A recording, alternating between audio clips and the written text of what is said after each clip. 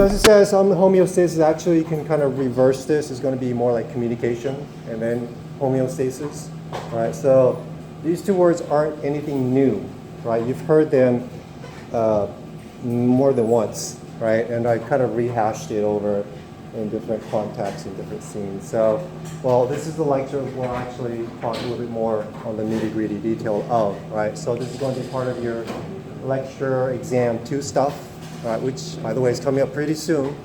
All right, so I would say get started. I know we have group problems, but, you know, don't wait till the last moment, right?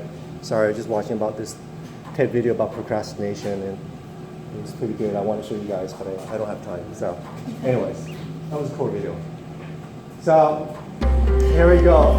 Kind of a one-page snapshot of what we will go into will be kind of this. So, the human homeostasis, kind of break this down into what we need to focus on. And in the beginning, it will be about the cells. Okay, so we've got a lot of cells. More specifically, we need to talk about, you know, what are inherent in cells, right? So we've talked about the cell membrane, the organelles, the innards, and stuff like that. But within the cell walls themselves, for the sake of communication, you've got to have some means of doing that, okay? So that's by the way of what we call receptors, okay? That's going to be first and foremost, right, the hormones, the ligands that are attached to some of these cells from somewhere else, comes in and tells the cell specifically to do something, okay? So it's a form of communication. Every cell in the body has literally a job to do something, okay? That's where they start to expend their energy, right? They're dictated to do something. The control center, right, goes in there generally with what again? The blueprints, right, from mom and dad. Thanks you, uniquely you, right? And we have this thing called the effector, which is actually delivering on what it was instructed to do. Okay, so in essence, there is this little kind of loop within a single cell itself, which has the capability and ability to kind of communicate. Because communication's 2 ways, right?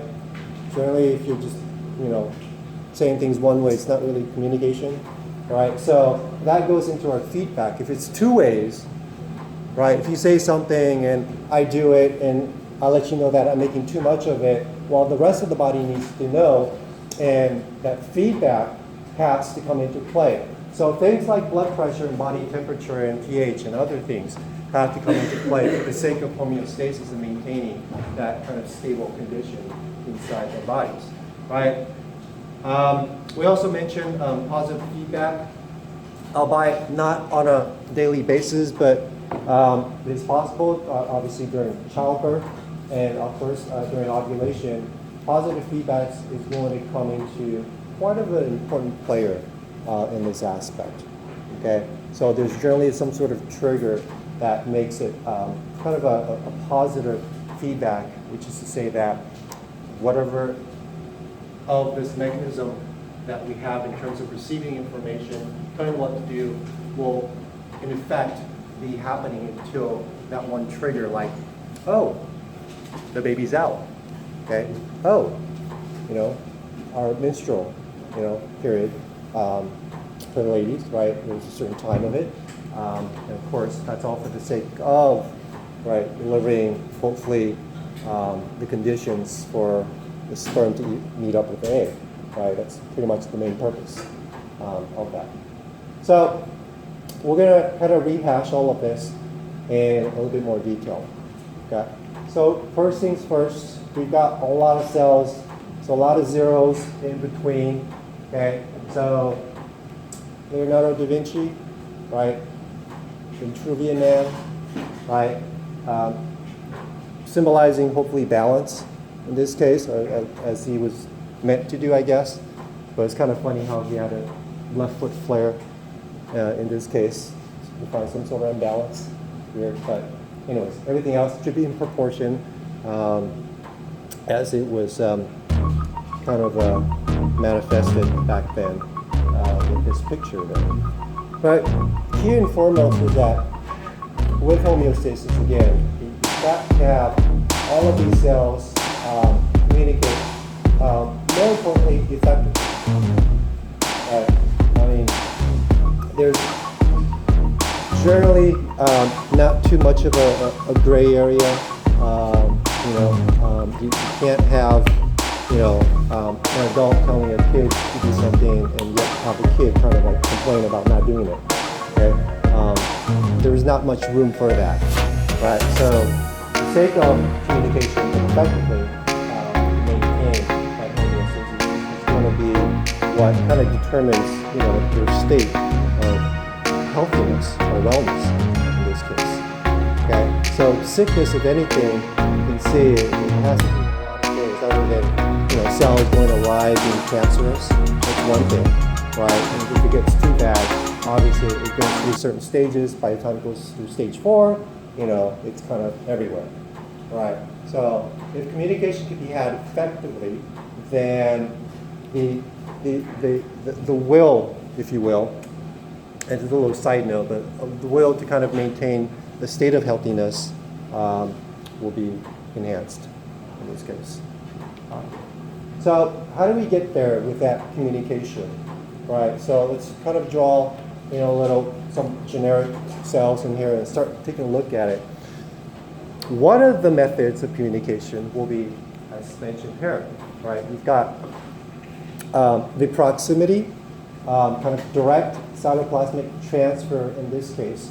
So if it's in close proximity, say, next to each other, the cell by itself, okay, you've got to the left, to the right, above and bottom, right? These cells, they kind of coexist before they make up tissues, and tissues make up organs, and organs make up organ systems. But a direct cytoplasmic transfer is possible, as you can see here, if they are close to each other and they have some sort of little gap junction. Okay? Generally we call them connexons, okay? But this is a direct transfer of those cytoplasmic material. So that means the door is opening, and the door is open, I can go directly out this door and into the next cell. I don't have to open the door up, go into the hallway, and then go into the next classroom. Okay, so there is none of that. So this is a direct cytoplasmic transfer. This is quick.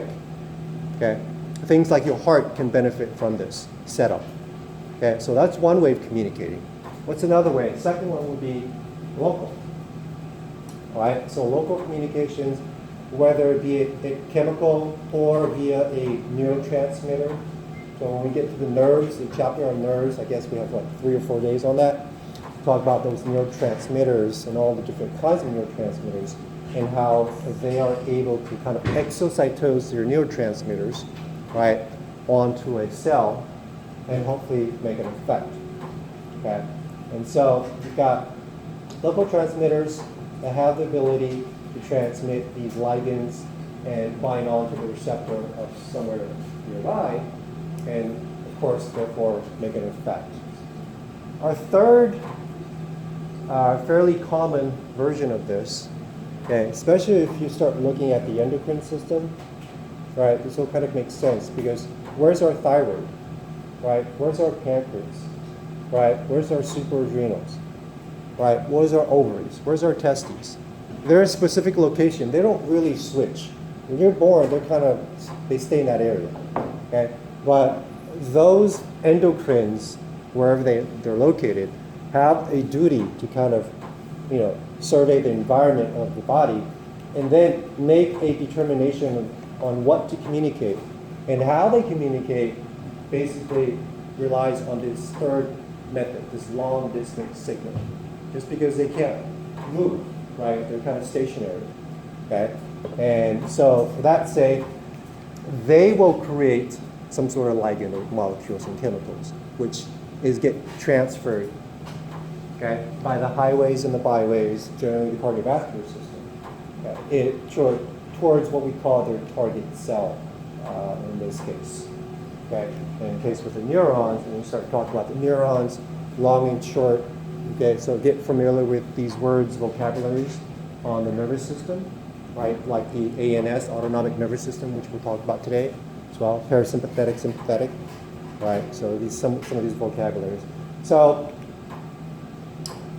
the gap junctions will, if we zoom in on it, kind of look like this. So the connexons are just basically proteins that basically have a nice dip literally into both cells, and they're well connected, right? So you can see there, the cytoplasmic inclusions, the cytosol, basically have free access from one cell to the next cell in this case, right? So the protein channels help to connect these two cells, join together, right? And they could be regulated, and they're pretty selective, determined on their size and shape, and of course, the number of them as well, right? So these are called gap junctions, or known as connexons. And again, not every cell will have this, but usually when we want something quick and nice, right? Like, the heart pumping in kind of ascension, okay? This would be beneficial in this case. Yeah. Just kind of, I don't think I've ever seen it spoken about this particular way, but in regards to the gates, because I kind of understood them more to be like cores than something. Yeah. Can you kind of clarify that a little bit? I would X that out. Oh, cool, thank you. Yeah. That's a good point. So generally they are known as just kind of open pores in this case. So that's one thing I should not have up there actually. Okay. So generally they are open pores in this case, and I don't know why that's there. So good point on that. All right. So moving on for the local communication, there's two versions of this local communication. If you look at this, the molecule or the ligand is coming from a specific cell, hence this one. You can see it can be delivered to someone nearby, and hence it would be something like para around. So from where it's made to where it's delivered, which is nearby, that would be known as a paratrain. Okay, so as it receives. So it acts on its neighboring cells. The other version of a local communication would be to deliver it to itself. So it's made and delivered to itself in this case, and hence the word auto for self for this example would happen.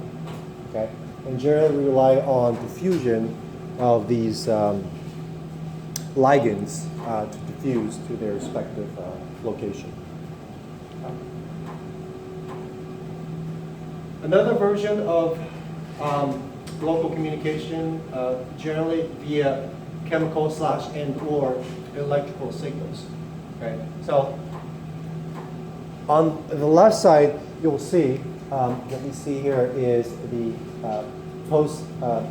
or the presynaptic cell here, where the vesicles, acetylcholine, whatever neurotransmitters is there, has been made, okay, and then transferred near kind of the terminal end of this presynaptic neuron there, ready to be delivered when a signal is given. So when a signal is given, you can see there the exocytosis of the neurotransmitters, and generally this is not the scale, but it's generally a small neural cleft, if you will, a little gap, synaptic cleft, which basically by the way of diffusion, right? So a lot high to low.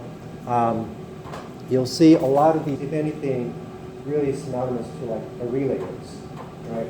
We don't expect the nerves to be very long. Some of them are very long, okay? Some of them are very thick, like the nerves that we saw last week on the frog, okay? But some of them can be very short, and they're dependent on these communication via these neurotransmitters to propagate the signals once it's initiated, okay? Otherwise, they potentially die out, as you can see here. Okay, so if a signal comes in, and if it's not strong enough, and that's why we measure the stimulus.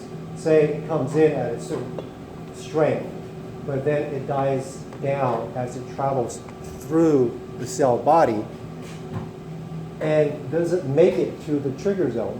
Okay, so if it doesn't meet or get to the trigger zone, that threshold, it won't be allowed to continue through with another action potential. Okay? So my analogy is like, you're really mad, you want to slap that person, but you go halfway, you really don't slap that person. Okay? So that's one analogy out there. It started strong, it decayed, and doesn't really follow through with the trigger. Otherwise, you would hear a really nice smack. Okay? So those are graded potential. Obviously, there's a lot more to be said with that than just what I finished saying. Okay? So there's a whole chapter on that as well. But graded potentials are localized electrical events within the cell. Okay? So communication one to another, that's graded. Generally, only if it's strong enough, we're allowed to go through. Okay? So that's an important part of it. Right? So you're saying communication actually has grades? Yes. Right? The strength of what we see and the things that we've been playing around with equipments, right? Playing around with the strength and intensity of it. Well, one actual application is this. Okay, so it's important to note that as well. Okay, all for the sake of homeostasis.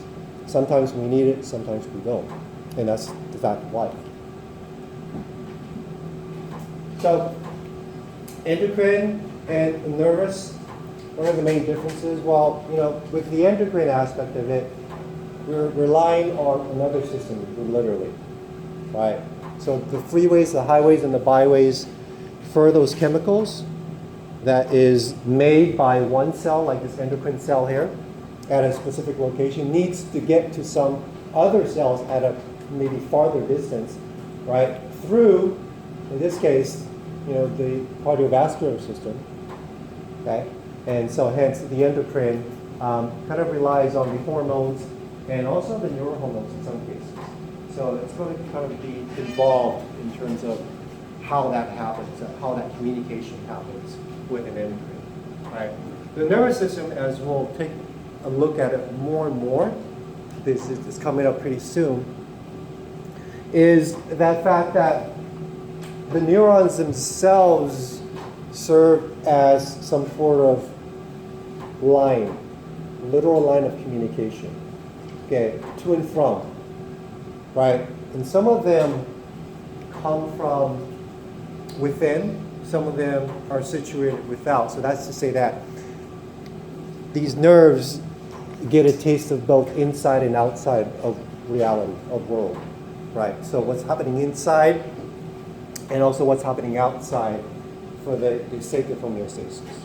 Okay? And they deliver it fairly rapidly in comparison to what we have here with the endocrine system. So the line of communication is set up a little bit differently than the endocrine, and it's generally meant to be a little bit faster, if not much faster, than this system here, and specificity. Okay, whereas specificity can be a little bit loose in this system, in this case. Okay, so having something fast and specific versus something kind of slow and general, and combine those two, you have the best of both worlds, right? Sometimes you don't need it to be fast, but you need it to be sustained over long periods of time. Okay, so this would be more of the efficient way of doing that form of communication. Think of your hormones, right? And it would be kind of tedious for the nervous system to take over the roles of what hormones generally do, which is over a long extended period of time, especially with growth hormone, okay? Right? Which is extended period of time, especially through your adolescence. Okay? So there are certain ways to communicate things, and obviously time is that factor, and specificity is another in this case. All right. So hopefully this works.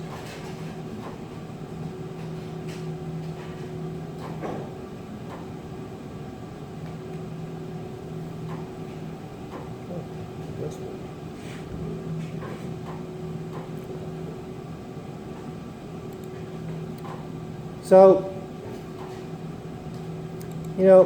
in this case, this is nothing new. I did want to go through that little aspect of both the endocrine, and hopefully this works.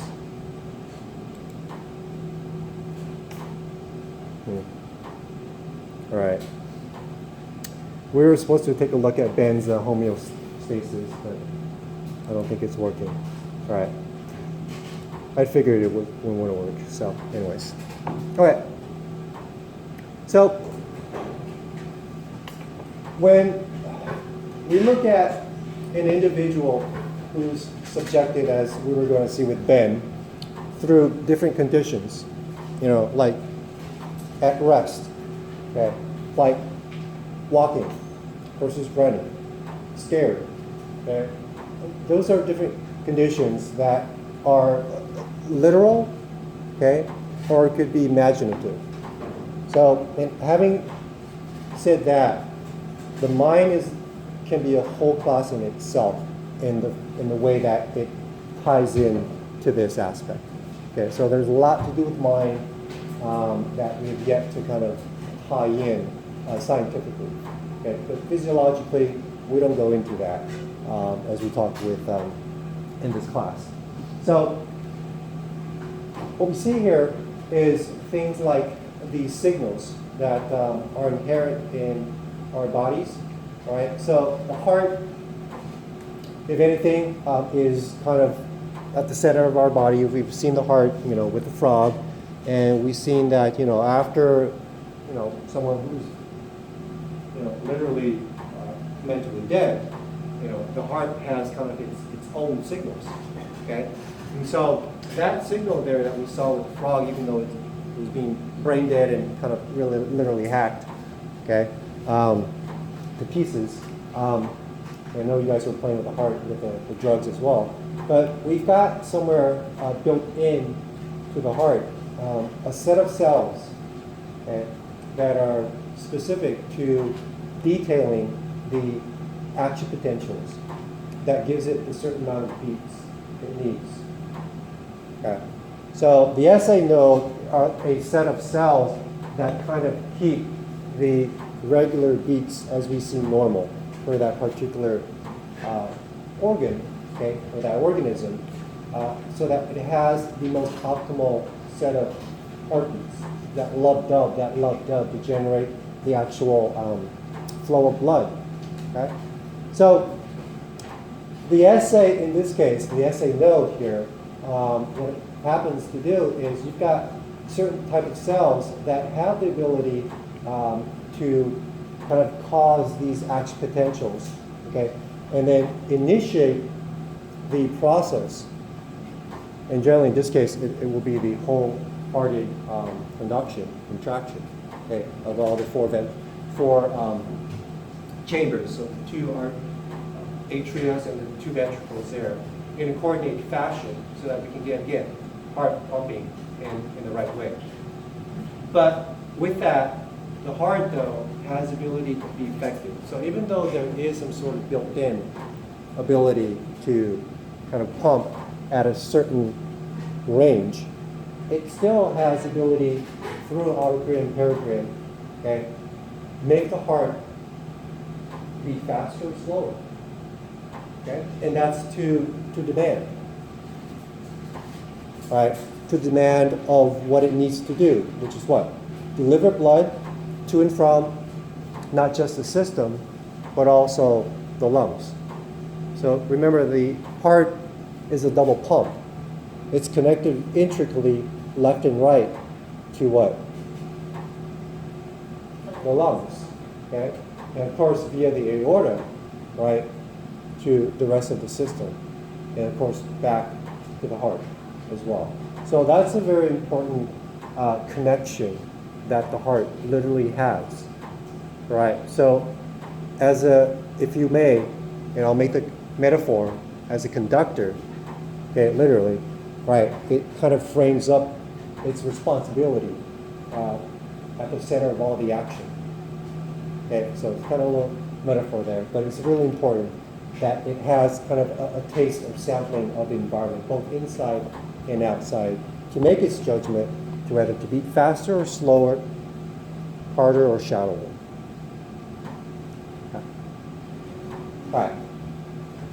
So step back and we'll look at, okay, well, these signals that actually are made have the ability to connect with the receptor two different ways. By their very property of being lipophilic or lipophobic. Okay. So what did we mention about the cell membrane itself? It has the properties of what? Being hydrophobic, hydrophilic, lipophobic. Okay, so that makes it amphipathic in this case. Okay, just like soap is. Okay.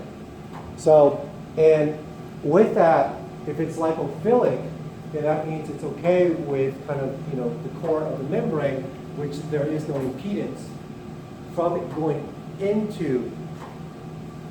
inside the cell. So any lipophilic signals or substances have the ability to, by concentration, diffuse across that membrane and eventually find the receptors inside the cytosol or the nucleus. Okay? Steroids is one of them. Okay?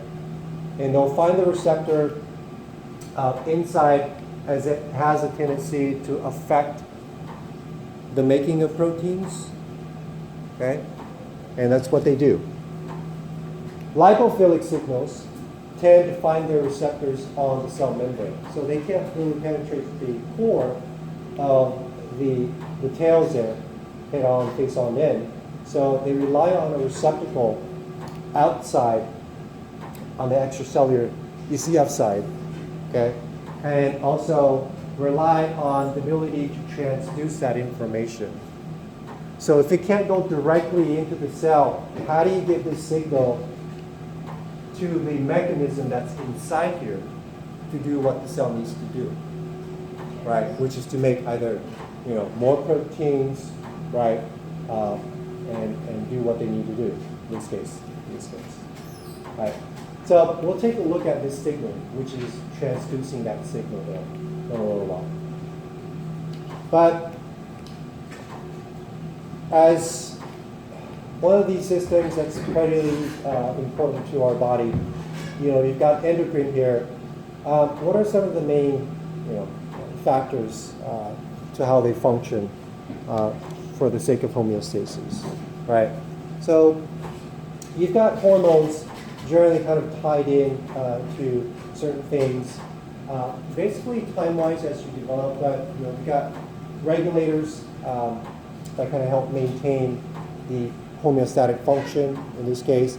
Growth and development, there are certain times and periods where the maturation of your endocrine glands will dictate how much of their actual molecules and ligands they make, and therefore hence secrete, okay, into the body, which affects the rest of your cells in this case. So there's kind of a time-based growth and development factor into the endocrine itself.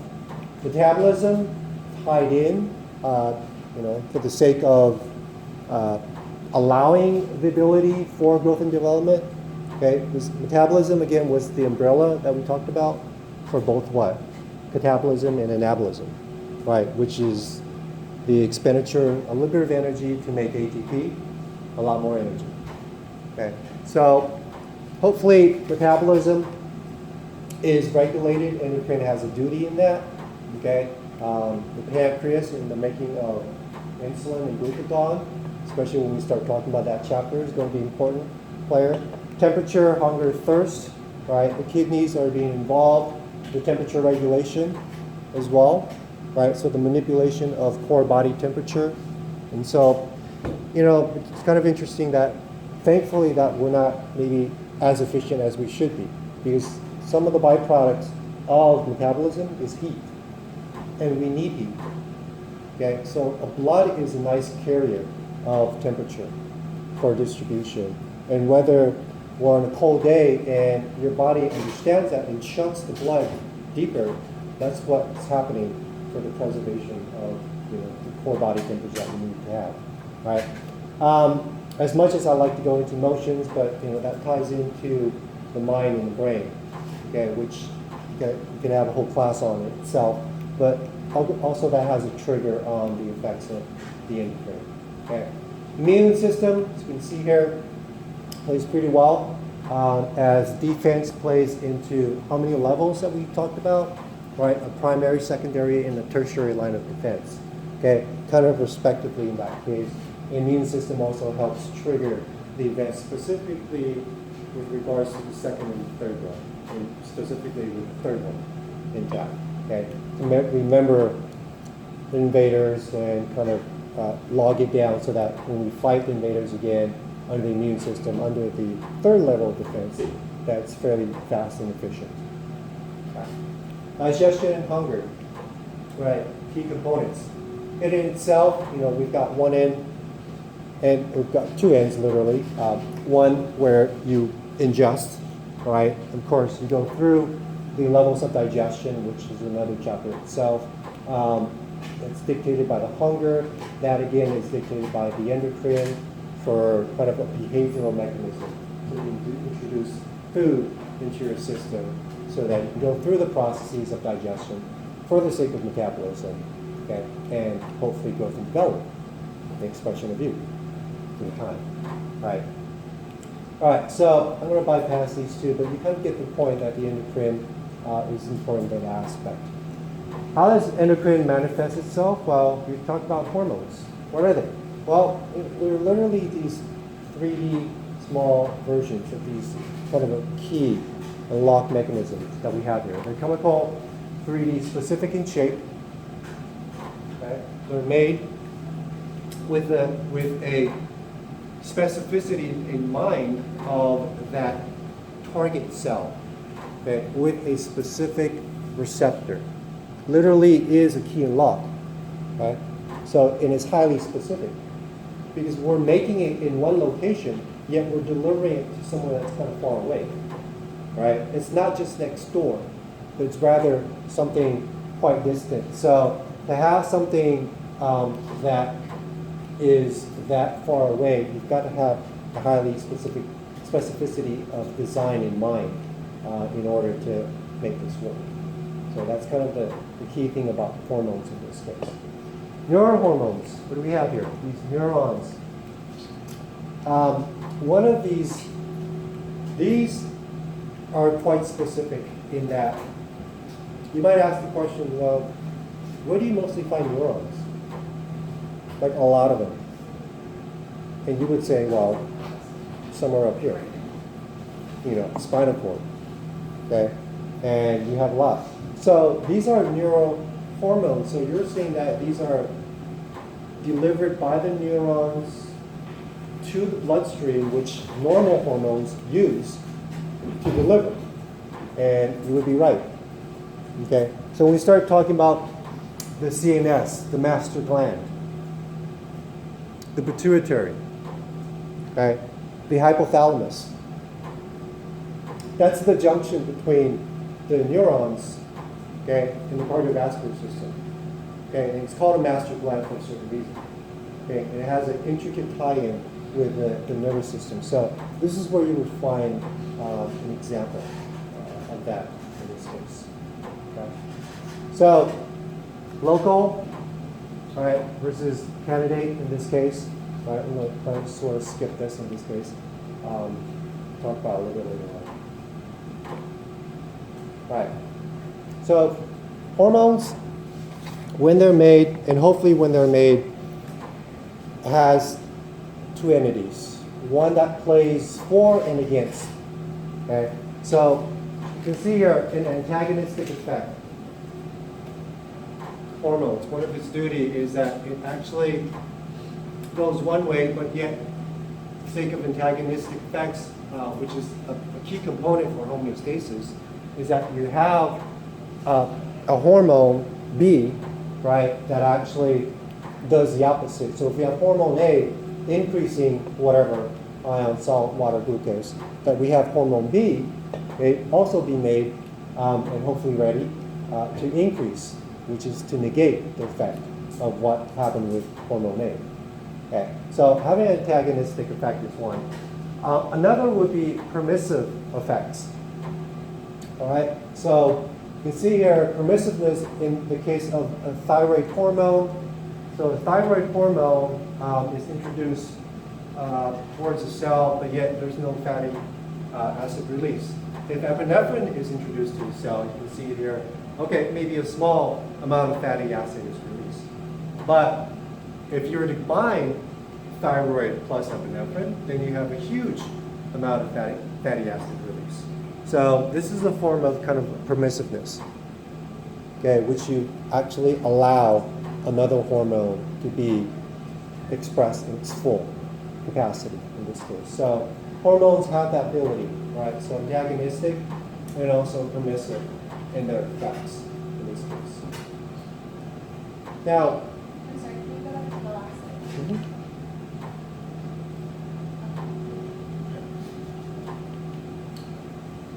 One other important thing is this. We have to make a differentiation. We played around with summation in our last lab, the frog lab. And that's easy to see here. Okay? But there's one thing that you didn't see with that lab, which plays a big role in hormones, which is synergy, synergism. So 1 plus 1 is not 2. 1 plus 1 is 3. And that's the magic of hormones, sometimes. So you can see synergistic effects is where you get A and B. And if you were to summate this, you might say it's not that, right? The summation of this and this is more of a negative effect, might be halfway, right? Summation of this and this equals that. So 1 plus 1, in some cases, as we see in hormones, will be 3, which would be much bigger than this added to that, which you can see the effect of A and B. If you summate that, would be half. But if you synergize it, then it's much bigger than the sum of these two. There is a big difference. Okay, so on a test question, I asked you about summation and synergy. I asked you about A plus B in synergism versus A plus B in summation. Hopefully you can give me the right graph, right terminology. Right, so keep that in mind. 1 plus 1 in a sum is 2. 1 plus 1 in a synergism is more than 2. Okay, so that's the effect that hormones play a very interesting role. We've yet to fully understand it, but it's a very interesting role that they have in this case. All right. Moreover, proteins. What's their characteristics? What kind of type are they inherently carrying? Are they polar? Are they soluble? Okay? Do they have any, where are their receptors located? So expect, these types of hormones, these proteins and peptides and amines, right? Insulin, epinephrine, to have these characteristics so that they are soluble in water. They do carry a polarity. There is no carriers. They don't require one because of the water solubility. And their receptors, because of their lipophobic characteristics, they can't go through, require a receptor on the extracellular side, okay? Which is just that same picture that I showed you, just in word terminology. The ones that are lipophilic, right? The steroids like the estrogen, the amines, thyroid, these are lipid soluble. Lipid soluble, right? Not water soluble. Right, so that means obviously it's non-polar. It does require a carrier, a protein carrier, because it doesn't dissolve in the water, right? And of course, though, when it does find its receptor, which is inside of a cell, it goes right through the cell membrane into the receptor in the cytosol or what? The nucleus. Okay, so that's what you would find there, and one of the basic distinguishing characteristics, one or the other of a hormone. Okay? All right, so just another quick picture here. All right, so what do we see on top here?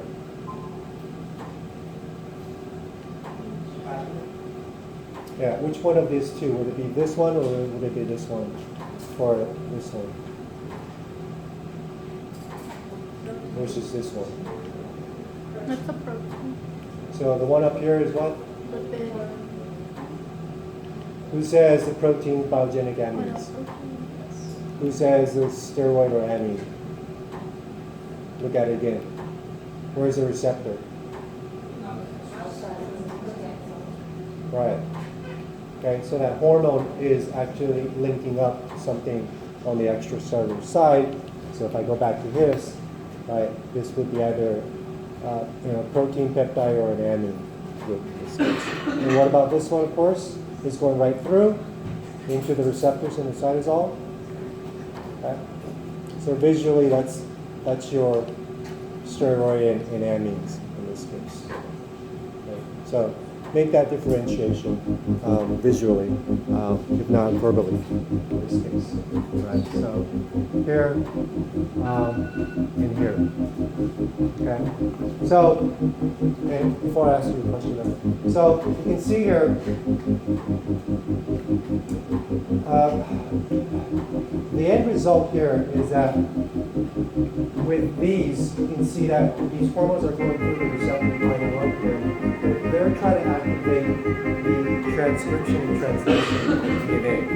Okay, these proteins, right, are generally made from what again? Going back to your anatomy. Starts with an R. The ribosome, right? And the ribosome includes what? The messenger RNA. Where they come from? Right. The transcription DNA. Right. Back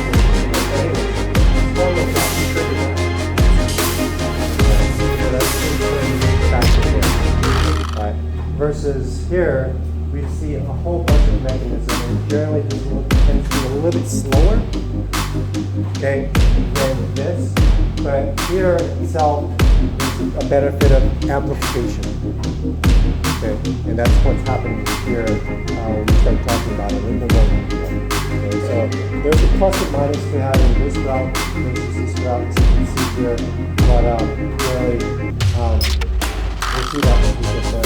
So, there you go. You've got the receptor signal interaction. So,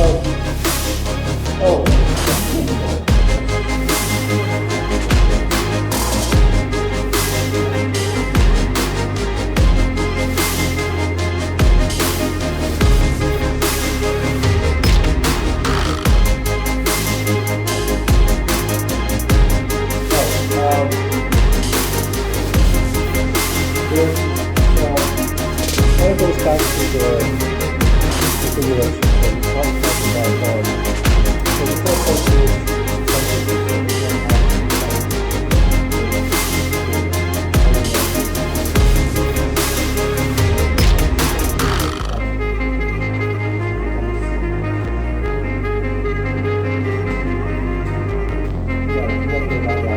there's the primary, secondary, and tertiary structure. Sometimes primary.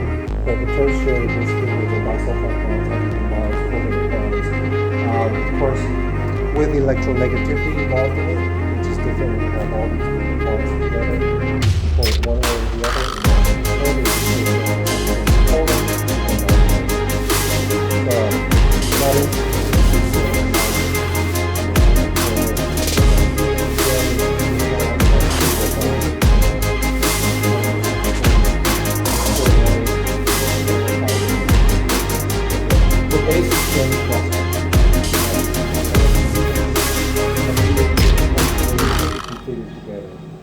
So they're a little bit more non-polar in their expression. So that's